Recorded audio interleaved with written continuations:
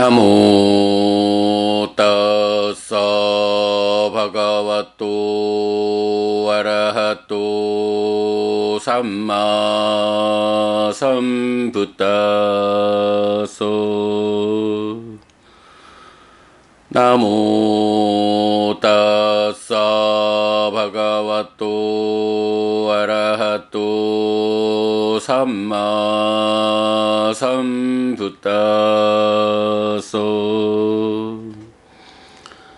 나모 따사 바가와또 아라하또 삼마 삼부따소.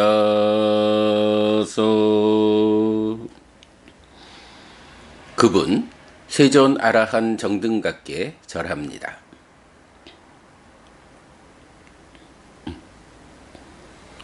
자, 법구경 공부입니다. 어제까지 우리가 18번째 말라품, 더러운 품에 대한 개성 공부 마쳤고요. 오늘부터는 이제 19번째 품, 담마타와꼬라고 해서 담마라는 말에 이제 타가 붙어가지고 추상명사가 된 거죠. 그래서 담마타라고 하면 뭐 보통 이제 법다움, 이것이 법에 맞다, 타당하다, 요런 법다움이라는 의미, 또는 뭐 라이터스 이렇게 되죠. 정당함, 정당하다, 요런 의미에다가 또 이제 요 말을 표현하는 방법이 담마타, 진리 안에 서 있는 자라고 사전적 의미를 가져요. 그래서 담마타 왔고 이랬을 때 이 품을 무슨 품이라고 번역해야 하나? 법다운 품이라고 번역해야 할까? 정당한 품이라고 번역해야 할까? 고민하다가 물론 뭐 우리가 여러분 알죠. 그 하나의 단어가 어떤 문장에서 쓰였느냐에 따라서 그 의미를 그대로 가지고도 문맥상 번역을 좀 달리할 수도 있는데, 일단 이제 품을 대표하는 자리에서는 진리 안에 서 있는 자라는, 진리 안에 서 있으니까 그의 삶이 법에 어긋남이 없다, 법답다. 그러한 법에 어긋남이 없는 삶은 정당한 삶이다. 네, 요런 의미를 가지는 단어죠. 그래서 진리 안에 서 있는 자 품, 이렇게 번역했다. 256번입니다.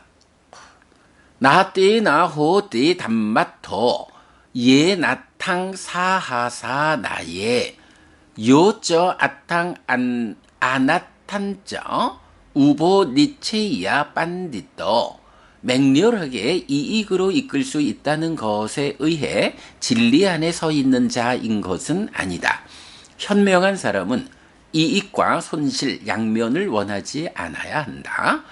257번 아사하세나 담메나 사메나 나야띠 빠레 담마사 굿더 메다위 담마토 띠 빠우짜띠. 맹렬하지 않고 공평한 법으로 남들을 이끄는 현명한 법의 보호자는 진리 안에 서 있는 자라고 불린다. 네,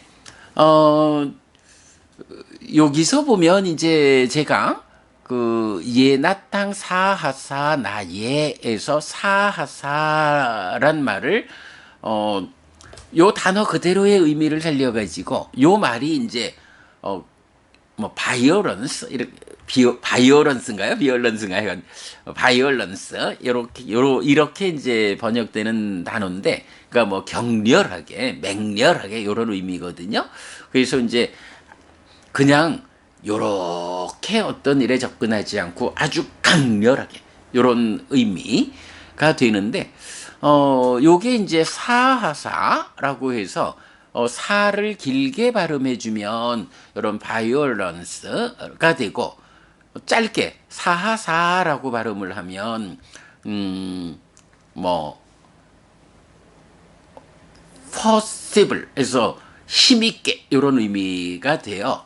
그런데 아마 이제 다른 저본들에서는 짧게 사하사로 나오는 걸 볼 수 있어요. 그러니까 아주 그 힘있게 강렬하게 어떤 행위를 하는 이런 부분으로 번역해도 되는데 뭐 저는 뭐 일단 요거를 맹렬하게라고 번역해도 힘있게 강렬하게 하는 거랑 큰 차이가 없다 생각하고 사하사 6차 결집본 그대로 발음하면서 번역했어요. 자, 그래서 이제 보면 맹렬하게 이익으로 이끌 수 있다는 것에 의해 진리 안에 서 있는 자인 것은 아니다. 이 말은 뭐냐 하면, 자, 진리 안에 서 있는 자, 뭐 법, 가르침, 올바름의 범주 안에 서 있다 라고 하니까 아까도 말씀드렸지만 그것이 법다운 삶이다, 정당한 삶이다 이런 건데, 이런 진리 안에 서 있다, 법답다, 정당하다라고 하는 이 삶의 방법이 물론 불교는 이익과 행복으로 이끄는 이런 삶이에요. 그런데 그렇다고 그 이익과 행복, 이익이라는 하나의 방향을 향해서 맹렬하게 삶을 이끌어간다 라고 하는 이 하나의 방향성이 그것에 의해 가지고 이 사람은 진리 안에 서 있는 자라고 말할 수 있는 것은 아니다. 이렇게 표현하는 거예요. 그럼 이게 무슨 의미일까? 이익과 행복을 위한, 우리가 여러분 제사라는 걸 뭐라 해요? 오랫동안 나에게 이익과 행복을 가져오는 행위, 그러한 삶을 제사 이렇게 표현을 하면서 이익과 행복이라는 것을 불교가 그 근본에 두고 우리의 삶을 이끈다 이걸 하는데, 아니 이익으로 이끄는 거 그쪽으로 내가 맹렬하게 강력하게 이익으로 이끌리는 그런 삶을 산다. 그런데 그것에 의해 진리 안에 서 있는 자인 건 아니다. 이렇게 표현을 하고 있어요. 좀 어렵죠? 자, 이어가지고 현명한 사람은 이익과 손실 양면을 원하지 않아야 한다. 이렇게 말했거든요. 자, 요 부분이 우리가 이제 맞지마니까야 117번 커다란 마흔의 경에서 보면 이제 10악업과 10선업을 설명하면서 뭐 10악업은 뭐 그냥 10악업이죠. 그런데 10선업을 둘로 나누죠. 번뇌의 영향 위에 있는 공덕으로 이끌리는 10선업이 있고, 번뇌의 영향에서 벗어난 세상을 넘어선 삶으로의 10선업이 있죠. 자, 이럴 때 공덕으로 이끈다라고 하는 요 말이 뭔가요? 바로 번뇌의 영향 위에 있는 중생들의 삶에서 10악업으로 퇴보로 이끄는 10악업이 아니라 더 높은 삶으로 나의 삶을 향상으로 이끄는 이 부분이 번뇌의 영향 위에 있는 중생이지만 공덕이 되는 삶이다. 그래서 나의 삶을 하늘로 행복으로 이끈다. 이렇게 표현하는 게 번뇌의 영향 위에 있는 공덕으로 이끄는 10선업인 거죠. 이럴 때 이제 이 공덕이라고 하는 게 바로 행복을 가져오는 거. 그래서 이익과 행복이라는 이 의미인 거죠. 그러니까 이제 개송에서 맹렬하게 이익으로 이끌 수 있다. 요거. 이익으로 이끄는 삶을 물론 우리가 살아야죠. 이익과 행복, 공덕이 되는 삶을 살아야 하죠. 번뇌의 영향 위에 있는 우리가 아직은 중생이라 해도 그 10선업이어서 공덕을 짓는 삶을 우리가 실천해야 하죠. 그러나 이제 궁극적으로 우리의 지향점은 어디여야 하느냐 하면 10선업 가운데서도 번뇌의 영향을 넘어섰다. 그래서 공덕이라고 하는 중생의 삶의 영역에서 나쁜 것이냐 좋은 것이냐, 퇴보로 이끄느냐 향상으로 이끄느냐, 이런 비교적인 측면에서의 십선업이 아니라 이제 현명한 자라면 번뇌의 영향에서 벗어나서 뭐 공덕이라고 하는 어떤 이분법적인 측면을 넘어서서 세상을 넘어서서 열반이 실현된 무위의 삶, 네, 무위의 해탈된 삶을 살아내는 그런 십선업으로 우리가 실천해야 하는 이제 이런 측면을 보여주는 거죠. 자, 그래서 이익으로 이끈다라고 하는 이 하나의 측면으로 맹렬하게 살아내는 거. 물론 중생인 우리의 삶에서 훌륭한 삶이죠. 그러나 이런 십악업과 양분되는 의미로서의 십선업, 퇴보로 이끄는 것과 반대적인 가치를 가지는 향상으로 공덕으로 이끄는 이런 삶을 가지고 훌륭한 삶이기는 하지만 그것이 진리 안에 서 있는 자라고 불릴 수는 없다. 그렇다면 누가 진리 안에 서 있는 자일까? 라고 하면 현명한 사람이라면 이익과 손실의 양면을 원하지 않는다. 이렇게 말하는 거죠. 자, 앞에서 이익으로 이끌 수 있다라는 요 측면, 이게 맞지만일까야 117번식으로 해석을 하면 번뇌의 영향 위에 있지만 공덕으로 연결되는 십선업을 실천하는 삶이라면 선실이라고 하는 측면은 뭔가요? 십악업을 실천해서 삶을 퇴보로 이끄는 이런 측면이죠. 그러니까 우리가 특히 중생이라는 우리의 입장에서는 퇴보로 이끄는 십악업이라는 손실의 측면과 공덕으로 이끄는 삶의 향상으로 이끄는 십선업이라는 이익의 측면, 요 두 가지 측면을 놓고 우리는 당연히 손실의 측면은 버리고 이익의 측면으로 살아야죠. 과도보도 괴로움이어서 지옥으로 이끄는 힘을 가지는 십악업은 버려야죠. 과도보도 행복이어서 하늘로 이끄는 힘을 가지는 십선업은 적극 실천해야죠. 이렇게 손실의 방향에서 벗어나서 이익의 방향으로 우리가 삶을 살아야 하는 것. 이거는 당연히 우리 삶에 이끄는 방향이 되죠. 그러나 정작 현명한 사람, 이 중생으로의 삶의 영역에서 벗어나 해탈되는 삶을 실현한 이런 현명한 사람은 이런 손실의 측면 십악업, 이익의 측면 번뇌의 영향 위에 있는 공덕으로 이끌리는 십선업, 이 두 가지는 어쨌든 양 측면에서 이분법적으로 접근한 중생의 삶의 방법이죠. 그러니 이제 궁극적으로 부처님 가르침을 뒤따라가는 우리가 지향해야 하는 목적점, 이 목적점은 이 두 가지 모두를 버리고 십선업은 십선업인데 어떤 십선업입니까? 번뇌의 영향에서 벗어난 중생의 삶의 영역인 세상에서 세상을 넘어선 이런 해탈된 삶의 방법으로의 십선업을 짓는다.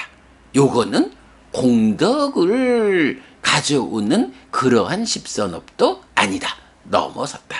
네, 이렇게 선실로 가는 거 당연히 안 되고 이익으로 이끄는 이것도 넘어선 무위, 해탈된 삶의 방법으로의 번뇌의 영향을 넘어선 십선업을 살아내는 것. 이것이 현명한 사람의 삶이다. 그래서 현명한 사람은 이익과 손실 양면을 원하지 않아야 한다. 그저 공덕이 되는 이 부분은 세간적 삶에서 꾸준히 가르침을 배워 알아서 내가 실천하는 일을 통해서 더 행복한 삶을 살리라. 세간적 기준은 그렇지만 이제 현명한 사람, 출세간적인 사람, 깨달은 자는 그 두 가지를 다 원하지 않는다. 세상 자체를 넘어서서 벗어나서 해탈된 삶을 산다. 이런 표현이죠. 네. 진리 안에 서 있는 자품의 첫 번째 개성이고요. 자, 257번에서는 이어가지고 맹렬하지 않고 공평한 법으로 남들을 이끄는 현명한 법의 보호자는 진리 안에 서 있는 자라고 불린다.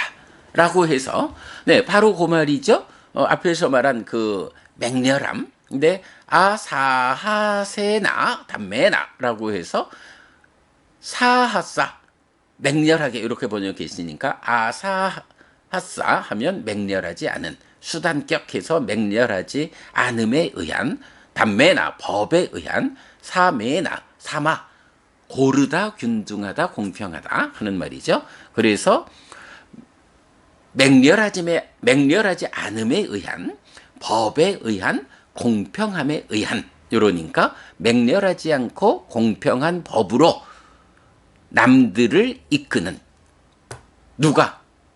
현명한 사람. 메다위 해서 뭐 현명한 사람, 뭐 높은 알물 가진 자, 이런 의미죠. 근데 현명한 사람 이렇게 같이 번역했고, 담마사 굿도라고 하면 굿도. 우리가 이제 굿다라고 하면 그 기능의 단속에서 보면 기능들의 문에서 의를 보호하는 이렇게 이제 그 보호라는 말로 굿다 나오죠. 그러니까 보호자 이런 말이고 담마사 굿도라고 하니까 법의 보호자. 네. 법을 보호해야죠. 우리가 다 나서서 법을 파괴하는 측면으로 살지 않고 법을 보호하는, 법이 잘 유지 전승되는, 법이 변질되지 않는 이렇게 법을 보호하는 사람으로 우리가 살아야 하죠. 네, 이렇게 그 높은 알물 가진 자, 현명한 자 이고 그래서 묵구니까 현명한 법의 보호자는 진리 안에 서 있는 자라고 불린다. 라고 해서 그러면 맹렬하게 이익으로 이끌 수 있다라는 것만으로 진리 안에 서 있는 자라고 할 수 없다. 현명한 사람은 이익과 손실 양면을 다 버리는 그 둘을 다 원하지 않아야 한다. 그러면 둘을 다 원하지 않는, 그러니까 앞의 개성에 이어지는 이 측면에서 맹렬하지 않다. 이익이라고 하는 이 긍정적 삶의 방향으로 이분법적으로 맹렬하게 접근하지 않는다. 그리고 세상 사람 모두에게 공평한 이런 법에 의해서 남들을 이끄는 사람, 이렇게 높은 알물 가진 현명한 담마사 굿도 법의 보호자, 요런 사람이 될 때 그 사람이 담마터 진리 안에 서 있는 자라고 불린다. 맹렬하게 이익으로 번뇌의 영향 위에 있어서 공덕으로 이끌리는 이 십선업의 관점으로 강렬하게 실천해 나가는 이런 한 측면은 어쨌든 중생이라는 이분법적인 삶의 영역에 있기 때문에 그것만으로 진리 안에 서 있는 사람이라고 말할 수는 없다. 그러면 누가 진리 안에 서 있느냐? 이익과 손실, 중생의 삶의 영역에 속한 십악업, 십선업을 둘 다 그 둘 모두를 원하지 않고 넘어선다, 벗어난다. 그래서 그렇게 넘어서면 우리가 잘 알지만 슬픔 없는 사람은 슬픈 사람을 살핀다. 이런 이제 우리가 아주 중요하게 보고 있죠. 그래서 그 말을 제가 이 독송집 첫 자리에 아소꼬 소끼닝 빠장 아웨카띠라고 해서 슬픔을 떠난 사람은 슬픈 사람을 살핀다 라고 해서 범천의 요청경의 문장이죠. 이렇게 적어드리고 있는데 바로 그렇게 슬픔을 떠난 사람이 되면 슬픈 사람을 살피는 이런 역할이 주어져 있다. 남들을 이끌어야 한다. 어떻게 이끄느냐? 맹렬하지 않고 공평한 법으로 남들을 이끄는 이렇게 높은 알물 가진 현명한 법의 보호자. 이런 사람을 비로소 진리 안에 서 있는 자, 담마토라고 부른다라고. 담마토 왔고 진리 안에 서 있는 자 품의 주제어가 되는 담마타, 진리 안에 서 있는 자를 두 개의 개성을 통해서 이렇게 정의하고 있죠. 네, 오늘 법구경 19번째 품으로 들어와서 두 개의 개성 통해서 담마타, 진리 안에 서 있는 자, 법다움을 확보하고 있는 자, 정당함을 확보하고 있는 자, 네, 이런 사람에 대해서 설명하는 두 개의 개성 함께 보았습니다.